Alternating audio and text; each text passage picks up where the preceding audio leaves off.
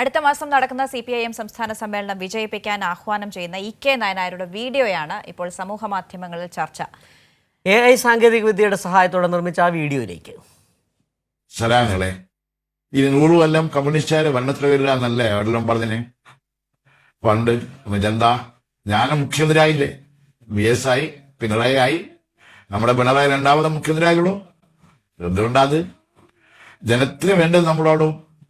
ഈ രാജ്യത്ത് ആദ്യം കർഷക തൊഴിലാളിക്ക് പെൻഷൻ കൊടുത്താരാണ്? ഒമർസാര, ദീപികാല, ഓർന്നല്ല, നമ്മളാ.